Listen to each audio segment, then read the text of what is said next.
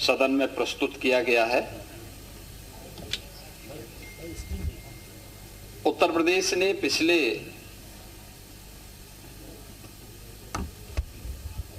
9 वर्ष के दौरान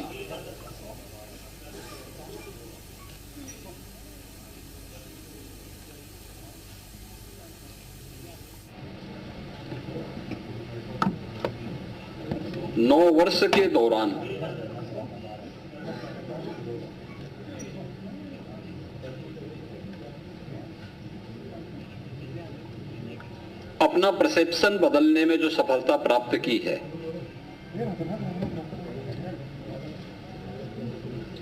पॉलिसी पैरालिसिस से उभर करके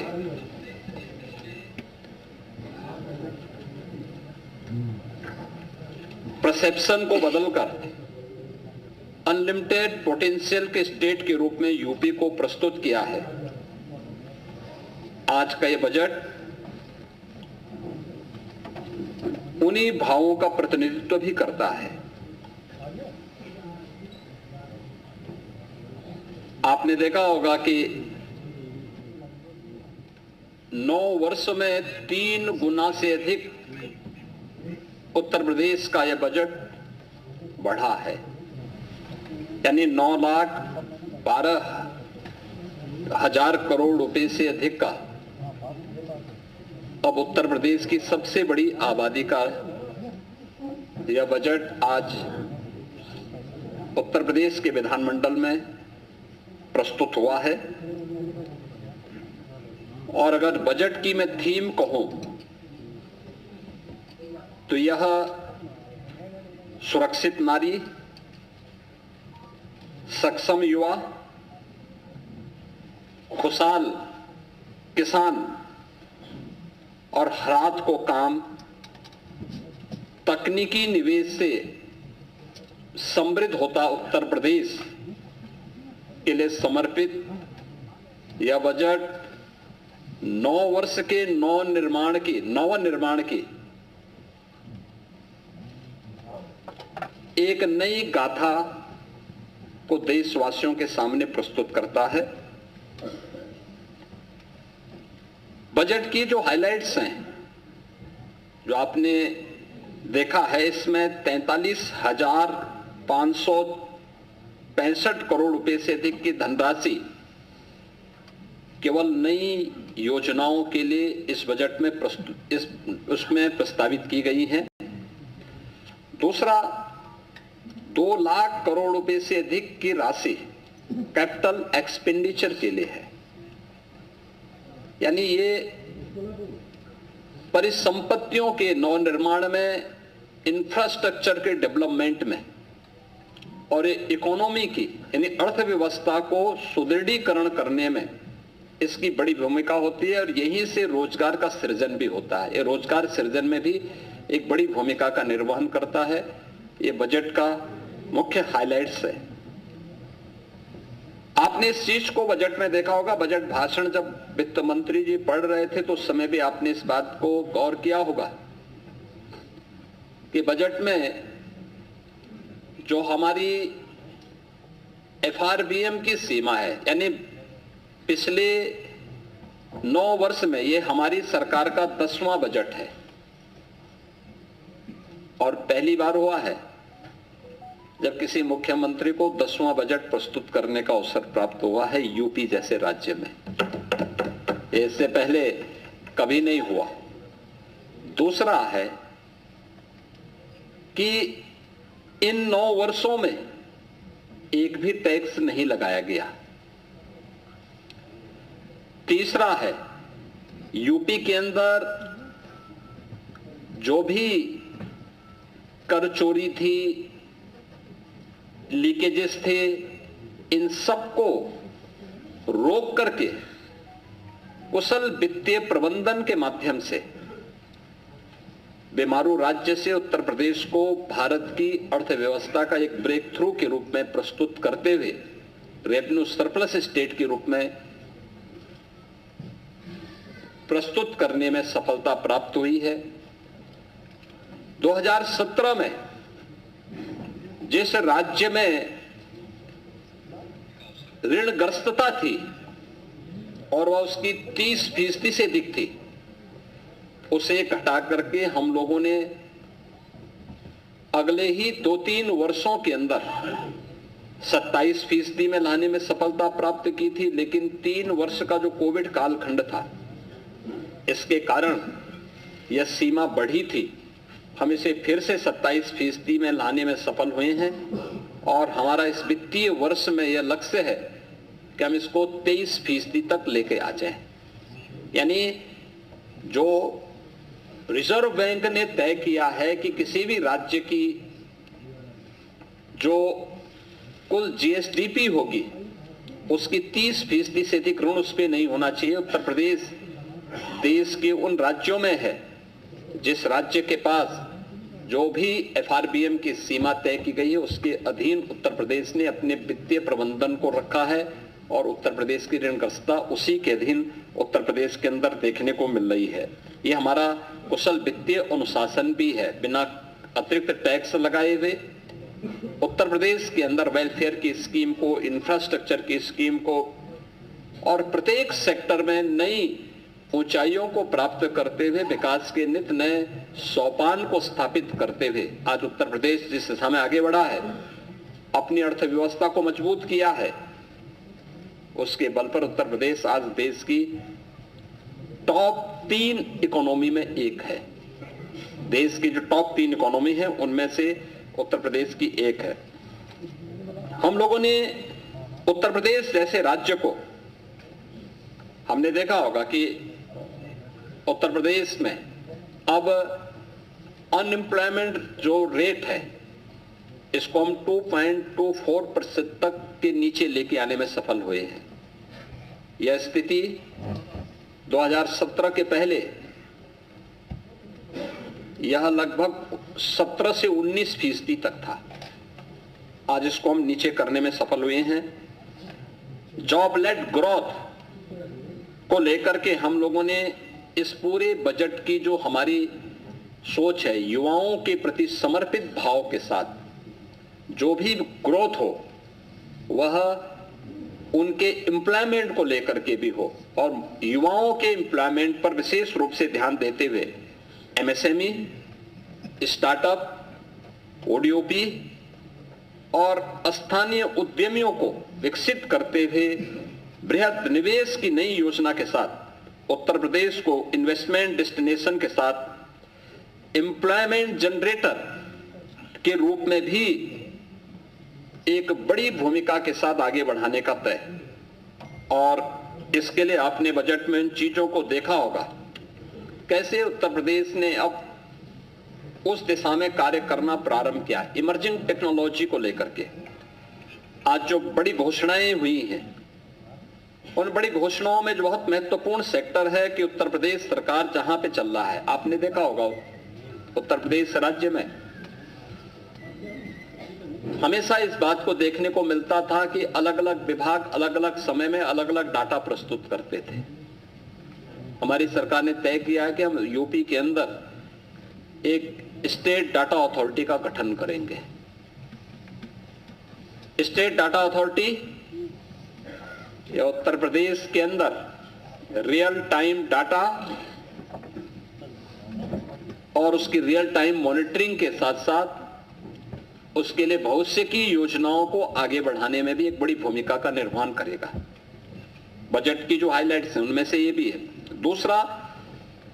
इमर्जिंग टेक्नोलॉजी के लिए आर्टिफिशियल इंटेलिजेंस या अन्य सेक्टर में कार्य करने के लिए डाटा सेंटर क्लस्टर की स्थापना, यह भी बजट में इसका प्रावधान, इसके लिए भी धनराशि की व्यवस्था की गई है। मेडटेक और डीपटेक के लिए EI मिशन की घोषणा, यह भी इस बजट के अंदर है, जिससे युवाओं के लिए स्किल युवा को अधिक से अधिक जॉब हम उपलब्ध करवा सकें। इसके लिए उनकी स्किलिंग की प्लानिंग भी इस बजट में, उसका महिला उद्यमी उत्पाद और विपणन केंद्र के रूप में उसे विकसित करना, सी मार्ट के रूप में लोकल स्तर पर SHGs के माध्यम से उन महिलाओं को प्रोत्साहित करने के लिए एक बड़ी घोषणा ये भी है जिसमें स्थानीय स्तर की महिलाएं एसएचजीज के माध्यम से जो अपना लोकल गांव में, शहरी क्षेत्र में अपना प्रोडक्ट बनाती हैं, महिला स्वयंसेवी समूहों को प्रोत्साहित करने के लिए स्कीम एक महत्वपूर्ण भूमिका का निर्वहन करेगा। City economic zone SCR, Kashi Mirzapur economic zone, Prayagraj Chitrakoot economic zone, Kanpur Jhansi economic zone, ये क्लस्टर डेवलप करने की एक नई कार्रवाई को आगे बढ़ाने के लिए भी बजट में प्रावधान किया गया है। और ईज ऑफ डूइंग बिजनेस के बाद जन विश्वास सिद्धांत, देखिए बहुत महत्वपूर्ण बात है यह जन विश्वास सिद्धांत, ईज ऑफ डूइंग बिजनेस। हम 17 में जब आए थे, यूपी का ईज ऑफ डूइंग बिजनेस में जो रैंकिंग थी वह लगभग 13-14 पे रैंकिंग थी हमारी। हम लोगों ने पहले 3 वर्ष के अंदर इसको नंबर 2 पर लाने में सफलता प्राप्त की। फिर यूपी ने चीफ अचीवर स्टेट के रूप में अपने आप को स्थापित किया। अब हम जन विश्वास सिद्धांत के रूप में निवेश करने वाले निवेशक को सिंगल विंडो सचमुच दिखाई दे, इसके लिए उन सभी चीजों में रिलैक्स करना, रजिस्ट्रेशन, लाइसेंसिंग आदि की कार्रवाई को अधिक सरल और सहज बनाने के लिए हमें इस दिशा में आगे कार्य कर, इस दिशा में इसको अब लागू करने की दिशा में यूपी आगे बढ़ा है।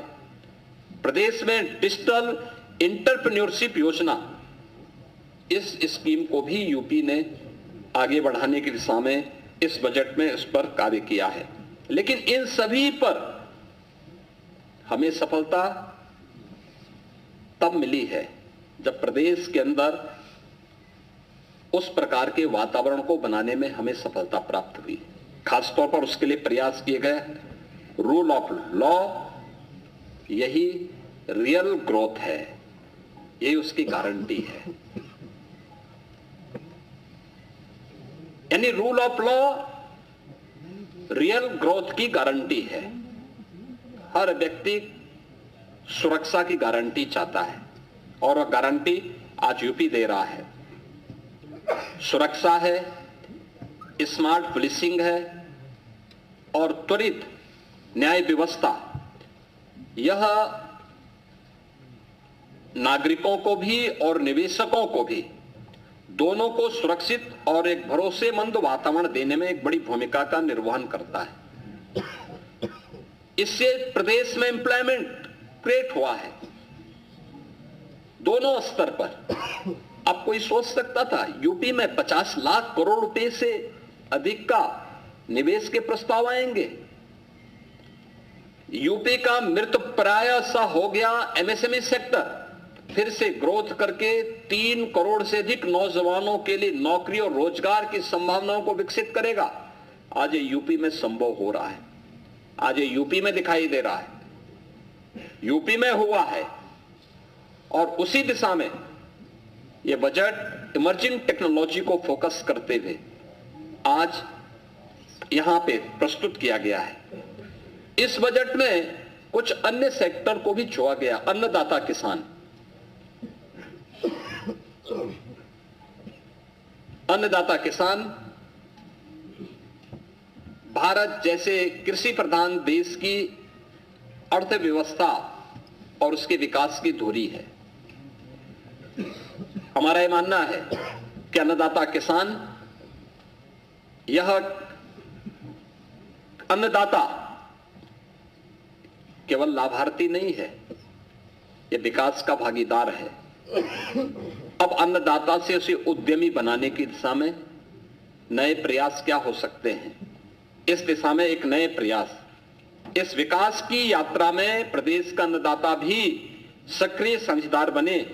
इस दिशा से कृषि को इनकम बेस्ड और वैल्यू एडिशन मॉडल के रूप में प्रस्तुत करने के लिए इस बजट में उसका प्रावधान किया गया है। इसके अलावा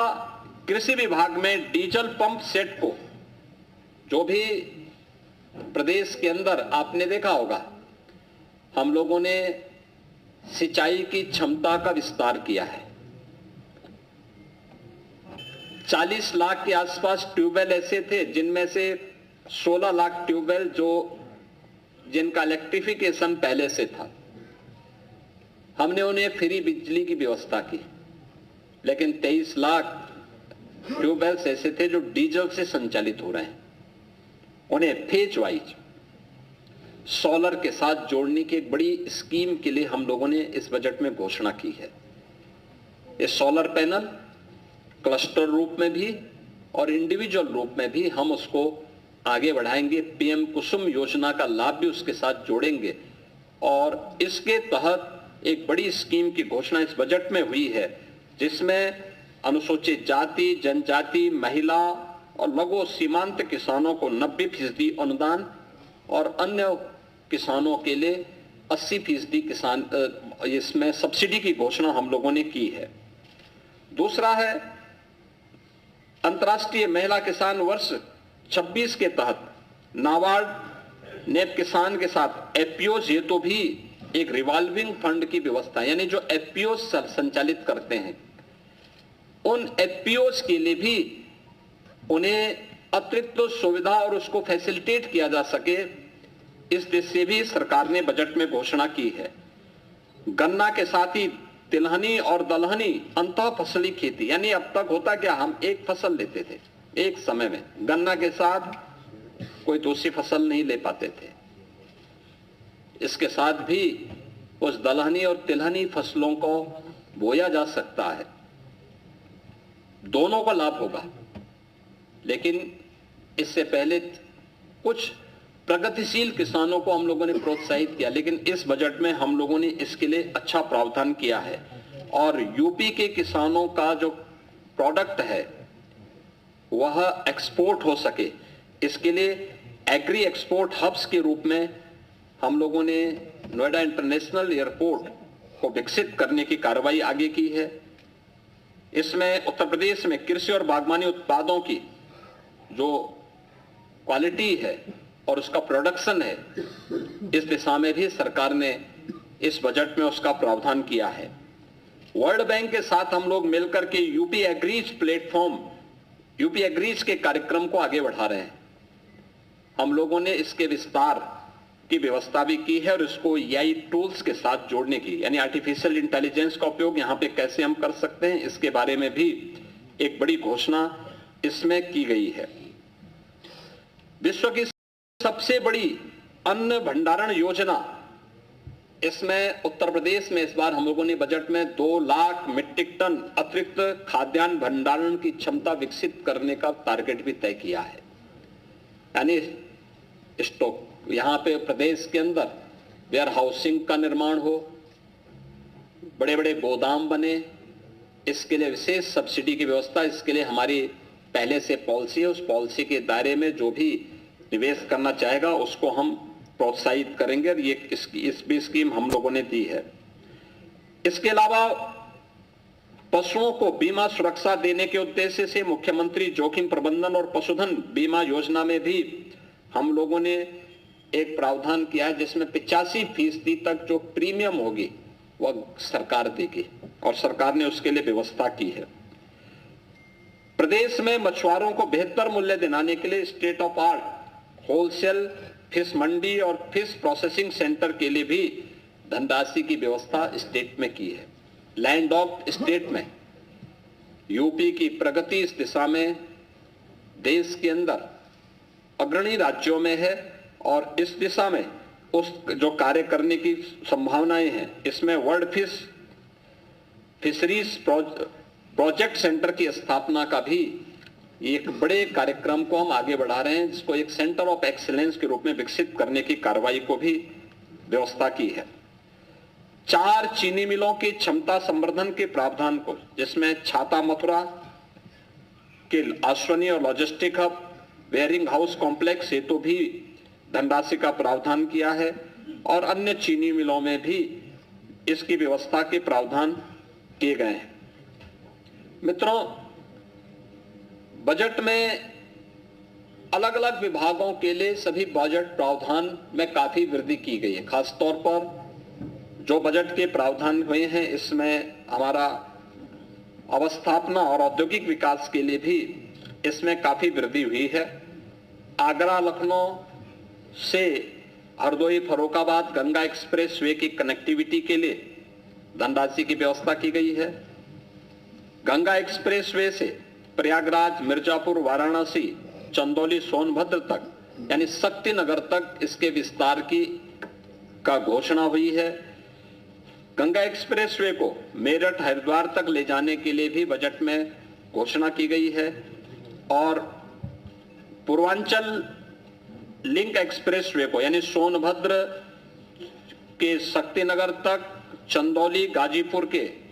गाजीपुर तक ले जाने के कार्यक्रम को भी हम लोगों ने आगे बढ़ाया है। यूपी बायोफ्यूल प्लास्टिक केंद्र को भी विकसित करने की कार्रवाई को हम लोगों ने आगे बढ़ाया है और एफडीआई फॉर्च्यून 500 के अंतर्गत आने वाली जो कंपनियां हैं, एफडीआई के लिए आने वाली कंपनियों के लिए भी विशेष प्रावधान हम लोगों ने इस बजट में उसकी घोषणा भी की है। इसके साथ ही एमएसएमई सेक्टर में काफी बड़ी संख्या में हम लोगों ने इसको प्रोत्साहित करने के लिए कार्य किया है और एक बड़ा घोषणा हर जिले में स्किल डेवलपमेंट के एक बड़े केंद्र को, जहां से हम हब एंड स्पोक मॉडल पर उस कार्यक्रम को आगे बढ़ा सकते हैं। इसके तहत सरदार वल्लभ भाई पटेल एम्प्लॉयमेंट जोन, इसके लिए भी प्रावधान की घोषणा की है, जिसमें 50 एकड़ से लेकर के 100 एकड़ क्षेत्रफल के एक बड़े क्लस्टर में स्किल डेवलपमेंट कार्यक्रम के साथ ही अन्य कार्यक्रमों को भी लागू करने का एक विशेष कार्यक्रम किया गया है। वन डिस्ट्रिक्ट वन कुजीन योजना के अंतर्गत भी स्थानीय खाद्य पदार्थों की ब्रांडिंग की जा सके, इसको प्रोत्साहित करने का भी प्रावधान इस बजट में किया गया है और उनके लिए विशेष प्रावधान किया गया है। उत्तर प्रदेश के युवाओं के लिए उन्हें डिजिटली सक्षम बनाने के लिए हम लोगों ने स्वामी विवेकानंद युवा सशक्तिकरण योजना के अंतर्गत जो चालू वर्ष में उनके लिए टैबलेट या स्मार्टफोन वितरण के कार्यक्रम के लिए धनराशि की व्यवस्था भी इस बजट में की है और इसके साथ ही एमएसएमई सेक्टर में खासतौर पर जो पुराने कंबल कारखाने थे, उन कंबल कारखानों को आधुनिकीकरण करने की दिशा में, क्योंकि हर वर्ष हम लोगों को, गरीबों को कंबल वितरण करने के लिए अतिरिक्त प्रावधान करने पड़ते हैं, उसके लिए भी हम लोगों ने इस बजट में इसका प्रस्ताव किया है। आईटी एंड इलेक्ट्रॉनिक सेक्टर के लिए विशेष, जिसमें उत्तर प्रदेश एआई मिशन की व्यवस्था, AI centre of excellence, India AI data labs की स्थापना, साइबर फ्रॉड को रोकने के लिए साइबर सिक्योरिटी ऑपरेशन सेंटर की स्थापना का भी विशेष प्रावधान इस बजट में हम लोगों ने यहां पर किया है। और जो मैंने पहले भी कहा है कि जो डाटा सेंटर की मांग को देखते हुए इसमें काफी बड़े विस्तार को आगे हमने इसका विस्तार किया है। प्रदेश में कई डाटा सेंटर की वर्तमान में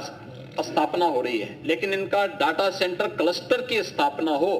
जो एआई के लिए आवश्यक है, उस दिशा में आज सरकार ने इसकी भी घोषणा की और उसके लिए बजट की घोषणा की है। और डाटा सेंटर क्लस्टर की इस नई योजना से भी हम लोग कार्यक्रम को आगे बढ़ा रहे हैं। उत्तर प्रदेश ने शिक्षा के क्षेत्र में कुछ मॉडल दिए थे, खासतौर पर ऑपरेशन कायाकल्प हो या फिर उन बच्चों के लिए जो निराश्रित थे या निर्माण श्रमिकों के बच्चे थे, उनके लिए अटल आवासीय विद्यालय के मॉडल दिए थे। अटल आवासीय विद्यालय के इंफ्रास्ट्रक्चर को ध्यान में रखते हुए उसी तर्ज पर बेसिक शिक्षा परिषद में हम लोगों ने व्यवस्था की है कि सीएम कंपोजिट विद्यालय की स्थापना, यह हर जनपद में 2-2 विद्यालयों के लिए हम लोगों ने धनराशि का प्रावधान भी इस बजट में सभी 75 जनपदों के लिए किया है। इसके अलावा प्रदेश के अंदर कस्तूरबा गांधी विद्यालयों,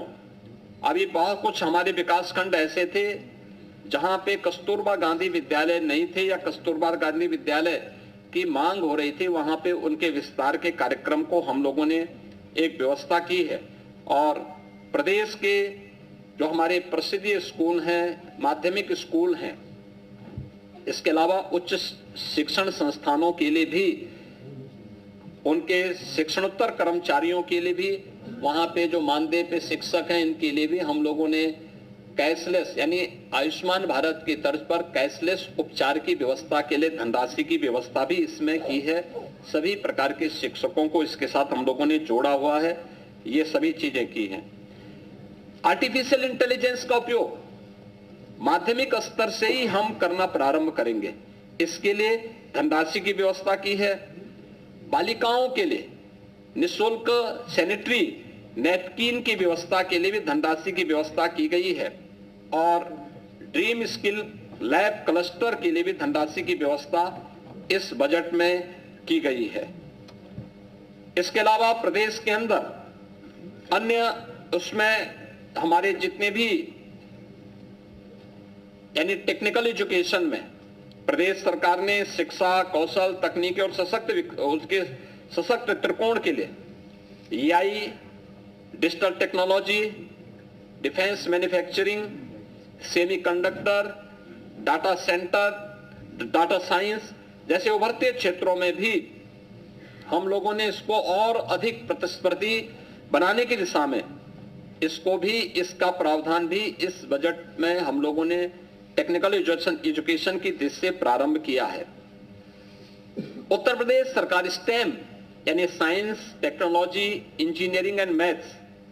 इसको बढ़ावा देने के लिए प्रदेश सरकार ने स्टेम EI मिशन राजकीय पॉलिटेक्निक संस्थान और टेक्निकल इंस्टीट्यूशन के साथ हम इसको जोड़ने के एक बड़े कार्यक्रम के साथ आगे बढ़े हैं, जिसमें EI enabled lab, skill development के साथ इसको जोड़ने का कार्यक्रम और EI से जुड़ी हुई जो सामग्री है वह स्थानीय भाषा में यानी हिंदी में भी उपलब्ध हो सके, इसके लिए कार्य हो रहा है। इसके साथ ही इस दिशा में नॉलेज पार्टनर के रूप डीप टेक के लिए प्रदेश के अंदर IIT कानपुर, IIT BHU और अन्य संस्थानों को भी हम लोगों ने इसके साथ जोड़ने के एक बड़े कार्यक्रम के लिए भी धनराशि की व्यवस्था यहां पर हम लोगों ने इस बजट में इसकी घोषणा की है। प्रदेश में महिलाओं की सुरक्षा, उनके स्वावलंबन और उनके सम्मान से जुड़ी हुई कार्यक्रम को भी हम लोगों ने E-क्यूब के रूप में एम्प्लॉयमेंट, एंटरप्राइज और एक्सीलेंस की यात्रा को जोड़ते हुए पिछले 9 वर्ष में महिला श्रम बल उत्तर प्रदेश के अंदर 13% से बढ़कर के 36% हुआ है। इसको और अधिक बढ़ाने की दिशा में उत्तर प्रदेश सरकार ने एक विशेष महिला उद्यमी उत्पाद विपणन योजना, इसके लिए धनराशि की व्यवस्था की है, जो अभी यूनियन बजट में C-मार्ट की तर्ज पर कार्य करेगा। इसके अलावा महिला उद्यमी क्रेडिट कार्ड की योजना भी घोषित की गई है, जिसमें महिलाओं की आय बढ़ाने, लखपति दीदी के लक्ष्य को आगे बढ़ाने, ब्याज मुक्त पूंजी उपलब्ध कराने हेतु यानी उन्हें छोटी छोटी योजनाओं के लिए ब्याज पर किसी बैंक से या किसी ऐसे व्यक्ति से उनको ब्याज न लेना पड़े जहां वह कर्ज के नीचे दबे, उसे ब्याज मुक्त ऋण की सुविधा उपलब्ध हो सके, इसके लिए धनराशि की व्यवस्था की गई है। और कामकाजी महिलाओं के लिए हम लोग हर जनपद स्तर पर उनके लिए श्रमजीवी महिला छात्रावास का विकास का निर्माण कर सकें, इस दिशा में भी धनराशि की व्यवस्था की गई है। युवाओं के लिए एक अन्य प्रावधान इस बजट में किया गया है जो अत्यंत महत्वपूर्ण है, और वह है वन कमिश्नरी, one divisional headquarter, one sports college, यानी 18 कमिश्नरी हेडक्वार्टर हैं उत्तर प्रदेश के अंदर।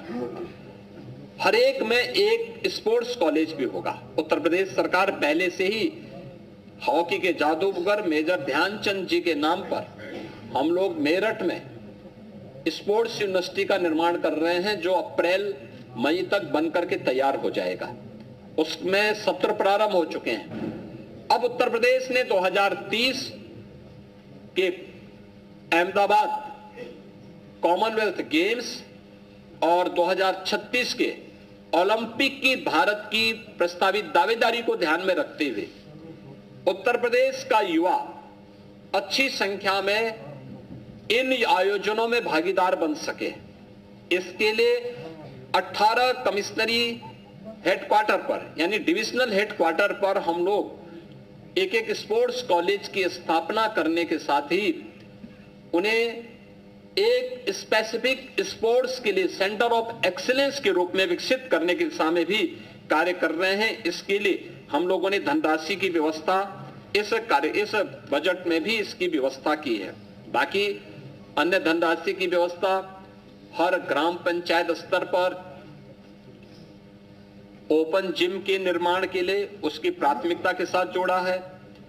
वहां पर अन्य कार्यक्रमों को भी विकसित करने के लिए खेल के मैदान का हो, मिनी स्टेडियम का हो, स्टेडियम के निर्माण का हो, खेलो इंडिया कार्यक्रम के अंतर्गत भी इन्हें विकसित करने की दिशा में भारत सरकार के साथ मिलकर के हम लोग इन कार्यक्रमों को आगे बढ़ाने का कार्यक्रम स्पोर्ट्स के माध्यम से कर रहे हैं। प्रदेश के अंदर पर्यटन सुविधाओं के विकास के लिए उत्तर प्रदेश ने एक लंबी छलांग लगाई है। 2017 के पहले सुरक्षा का वातावरण नहीं था, अच्छा इंफ्रास्ट्रक्चर नहीं था। उत्तर प्रदेश का परसेप्शन देश और दुनिया के अंदर खराब होने के कारण यहां पे न पर्यटन सुविधाएं थी और न ही उसके विकास के लिए सरकार की रुचि थी, न सुरक्षा था, तो कोई आने का प्रयास नहीं करता था। 24-25 में 122 करोड़ पर्यटकों ने उत्तर प्रदेश के धार्मिक स्थलों की और अन्य हमारे जितने भी पर्यटन के केंद्र हैं अलग अलग, चाहे वो इको टूरिज्म के हो, हेरिटेज टूरिज्म के हो, एडवेंचर से जुड़े हुए केंद्र हो, इन सब में उन्होंने आकर के यात्रा की। पर्यटन अपने आप में एम्प्लॉयमेंट का भी एक बहुत बड़ा माध्यम है, ढेर सारा रोजगार का सृजन करता है। उन सब के लिए आज उत्तर प्रदेश ने एक नई व्यवस्था की है और बजट में भी हम लोगों ने इसका प्रावधान किया है कि हम लोग 1 लाख अतिरिक्त रूम जोड़ने के लिए जो हमारी पर्यटन की पॉलिसी है, इस पॉलिसी के अंतर्गत पीपीपी मोड पर इसको विकसित करने के सामने कार्य करेंगे। 50,000 नए होम स्टे के लिए भी हम लोग इस दिशा में कार्य करेंगे और महिला गाइड प्रशिक्षण के लिए भी लाइसेंस शुल्क को माफ करने यानी 10,000 का जो लाइसेंस शुल्क है उसको माफ करने का भी प्रावधान हम लोगों ने महिलाओं के लिए इस बजट में इसकी व्यवस्था की है। मित्रों, आप इस बात को जानते हैं कि स्वास्थ्य क्षेत्र में उत्तर प्रदेश ने पिछले 9 वर्ष में एक नई प्रगति की है, एक नया प्रयास किया है और इस प्रयास के अंतर्गत आप इस बात को देख सकते हैं कि जिस राज्य में पहले मात्र 36 मेडिकल कॉलेजेस थे, जिसमें से 17 से कम केवल गवर्नमेंट मेडिकल कॉलेजेस थे, आज उस राज्य में 81 मेडिकल कॉलेज, 2 एम्स और कई हमारे पास सुपर स्पेशलिटी के हॉस्पिटल्स वर्तमान में कार्यरत हैं। ये सुविधाएं और प्रदेश के अंदर सबसे अधिक 5 करोड़ 46 लाख से अधिक प्रधानमंत्री जन आरोग्य योजना के अंतर्गत आयुष्मान कार्ड के गोल्डन कार्ड देने वाला राज्य यूपी है। सबसे अधिक गोल्डन कार्ड भी उत्तर प्रदेश दे रहा है। अब नेक्स्ट क्या, हमने टर्सरी केयर के रूप में अपने मेडिकल कॉलेजेस को विकसित किया है। कुछ मेडिकल कॉलेजेस इसमें विकसित हो रहे हैं। हर जिले के अंदर डायलिसिस की सुविधा निःशुल्क में उपलब्ध करवाने की कार्रवाई के साथ ही वहां पे रेडियोलॉजी की व्यवस्था, खासतौर पर एमआरआई, सीटी, कलर डॉपलर, डिजिटल एक्सरे, इन सब की व्यवस्था का प्रावधान जनपद स्तर पर करने की तैयारी के साथ ही नेक्स्ट स्तर पर इस बजट में देश का यह पहला सेंटर होगा जिसको हम एसजीपीजीआई में करने जा रहे हैं। टर्सरी के बाद क्वार्टरली हेल्थ केयर सेंटर की स्थापना का एक बड़ा कार्य है, जिसके लिए हम लोगों ने पहले चरण में 250 करोड़ रुपए का प्रावधान इस बजट में किया है। और यह एक बड़ी घोषणा है यूपी की दृष्टि से, खास तौर पर जिसमें ऑर्गन ट्रांसप्लांट की दृष्टि से किसी भी प्रकार के उस अभियान को आगे बढ़ाने के लिए यह बहुत बड़ा सेंटर SCPGI इस कार्यक्रम को लेकर के आगे बढ़ाएगा। इसके साथ ही प्रदेश ने उन जनपदों में, जिन जनपदों में हमारे डिस्ट्रिक्ट हॉस्पिटल को हम लोगों ने मेडिकल कॉलेजेस के साथ संबद्ध किया है, वहां पे डिस्ट्रिक्ट हॉस्पिटल के कार्यक्रम को बनाने की एक प्रक्रिया तेजी के साथ आगे बढ़ सके, ये इसके लिए धनराशि की व्यवस्था की है। राष्ट्रीय वन हेल्थ मिशन के अंतर्गत राज्य वन हेल्थ मिशन के लिए भी धनराशि की व्यवस्था इसमें की है। और जो हमारे मेडिकल कॉलेजेज हैं, उन मेडिकल कॉलेजेज में छात्रावास का निर्माण हो सके, इसके लिए भी हम लोगों ने अतिरिक्त धनराशि की व्यवस्था की है। इसके अलावा प्रदेश के अंदर रोड सेफ्टी की दृष्टि से, रोड सेफ्टी के लिए आवश्यक प्रावधान करने के साथ साथ अगर कोई घटना दुर्घटना होती है, रोड एक्सीडेंट होता है या कोई आपदा आती है, उन स्थितियों में ट्रॉमा हमारा उतना ही सशक्त हो, इसके लिए ट्रॉमा के लिए भी नए ट्रॉमा सेंटर विकसित करने के लिए भी धनराशि की व्यवस्था सरकार ने इस बजट में इसके लिए की है। और प्रदेश के अंदर मेडिकल के सेक्टर में भी, हेल्थ सेक्टर में भी मिडटेक की स्थापना हो, इसमें AI, रोबोटिक आदि की हम सहायता से देश प्रदेश के दूर दराज के क्षेत्रों में भी सुविधा उपलब्ध करवा सकते हैं, उन्हें जनपदों में उपलब्ध करवा सके। इसके लिए वर्तमान में हमारे 2 सेंटर ऑफ एक्सीलेंस, एक SCPGI लखनऊ में और दूसरा IIT कानपुर के साथ मिलकर के राज्य सरकार इसके लिए धनराशि की व्यवस्था की है और इसमें कार्य हमारा चल रहा है। हमने इसमें धनराशि की व्यवस्था भी की है। प्रदेश सरकार ने उच्च शिक्षा में बेटियों के लिए, खासतौर पर जो हमारी मेरिटोरियस छात्राएं हैं, उन बालिकाओं के लिए स्कूटी देने के कार्यक्रम के लिए भी धनराशि की व्यवस्था इस बजट में की है, जो बेटियों को सुगम यातायात के लिए और उस व्यवस्था को और सुगम बनाने में सरकार, यानी स्मार्टफोन, जो आपका जो है टैबलेट के साथ, स्मार्टफोन के साथ या स्मार्टफोन के साथ ये व्यवस्था अतिरिक्त उनके लिए वहां पे उपलब्ध करवाई जा रही है। इसके अलावा प्रदेश के अंदर हम लोगों ने दिव्यांगजन कल्याण के अंतर्गत स्कूल में या कोई ट्रेनिंग ले रही दिव्यांग छात्रा के लिए ट्राईसाइकिल यानी मोटराइज्ड ट्राईसाइकिल उपलब्ध करवाने के लिए भी एक व्यवस्था की है। प्रदेश के अंदर DDRC की स्थापना हो, दिव्यांग जनों के लिए उनके नजदीक के सेंटर में ही कृत्रिम अंग उपकरण वितरण के लिए स्क्रीनिंग और उपकरण वितरण हो सके, उनको ये सुविधा उपलब्ध हो सके, इसके लिए बजट में इसका प्रावधान किया गया है। 3 से 7 वर्ष के दिव्यांग बच्चों के लिए शिक्षण प्रशिक्षण के लिए डे केयर सेंटर की स्थापना के लिए भी धनराशि की व्यवस्था की गई है। और अन्य जनपदों की दृष्टि से, खासतौर पर कुछ जनपद हैं अयोध्या, मथुरा, झांसी, मुजफ्फरनगर, देवरिया, जौनपुर, जहां पे समेकित विशेष माध्यमिक विद्यालयों के स्थित दिव्यांग जनों के लिए विद्यालय होते हैं, इसके निर्माण की कार्रवाई को भी इसमें हमने इसकी व्यवस्था इसके साथ की है। प्रदेश के अंदर यानी ये इस दिव्यांग बच्चों के प्रशिक्षण के लिए भी अन्य 9 जनपदों में भी गोरखपुर, वाराणसी, प्रयागराज, अयोध्या, लखनऊ, बरेली, झांसी, मेरठ और आगरा में यहां पे विशेष जो दिव्यांगजन बच्चे 3 वर्ष से लेकर 7 वर्ष तक के बच्चे, उनके प्रशिक्षण और उनके शिक्षण के लिए विशेष एक प्रावधान इसमें भी किया गया है। इसमें प्रदेश ने यह भी एक नए कार्यक्रम को आगे बढ़ाने का कार्य किया है। मित्रों, जो मैंने पहले भी कहा, आज का यह बजट एक विकसित भारत की आदरणीय प्रधानमंत्री जी की उन संकल्पनाओं को समर्पित है जो 2047 के लक्ष्य को प्राप्त करने की दिशा में तेजी के साथ अग्रसर हो रहा है। और पिछले 9 वर्ष के सभी उन उससे पहले की उस जड़ता को, जिसने प्रदेश के अंदर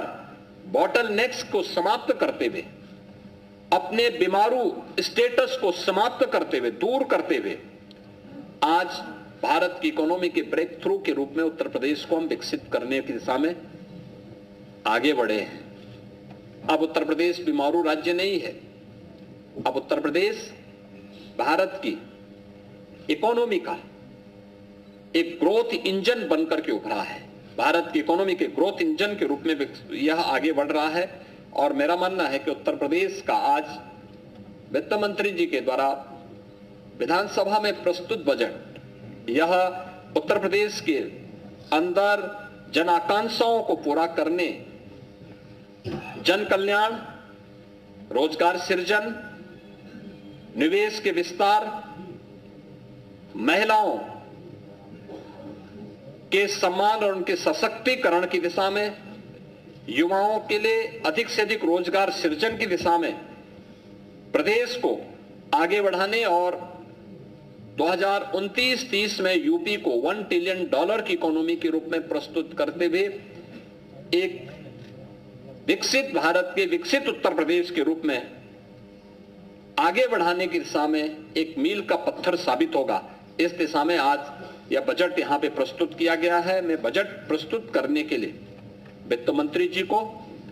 अपर मुख्य सचिव वित्त और उनकी पूरी टीम को हृदय से बधाई देता हूं। अपने सभी दोनों वरिष्ठ सहयोगियों, उप मुख्यमंत्री श्री केशव प्रसाद मौर्य जी को, श्री ब्रजेश पाठक जी को, मंत्रिमंडल के अपने सभी सहयोगियों को और सभी उन अधिकारियों को भी धन्यवाद दूंगा जिन्होंने मेहनत से उत्तर प्रदेश के 2026-27 के इस बजट को बनाने और अपना सकारात्मक योगदान से उत्तर प्रदेश के इस परसेप्शन को बदलने में उन्होंने एक नई उस भूमिका को प्रस्तुत किया है कि सिस्टम वही है लेकिन लीडरशिप बदलती है, कैसे चेंज आता है, वह चेंज आज यहां पर इस बजट के माध्यम से देखने को मिल रहा है। अब उत्तर प्रदेश 9,12,000 करोड़ रुपए के अपने इस बजट को प्रस्तुत करते हुए गौरवान्वित महसूस कर रहा है। मैं इसके लिए पूरे प्रदेश वासियों को हृदय से बधाई देता हूं, अपनी मंगल में शुभकामनाएं देता हूं और वित्त मंत्री जी और उनकी पूरी टीम को इस दूरदर्शी जन आकांक्षाओं की पूर्ति करने वाले युवा, महिला, अन्नदाता और गरीब को ध्यान में रख करके बनाए जाने वाले इस बजट के लिए बहुत बहुत बधाई देता हूं, अपनी मंगल में शुभकामनाएं देता हूं। धन्यवाद।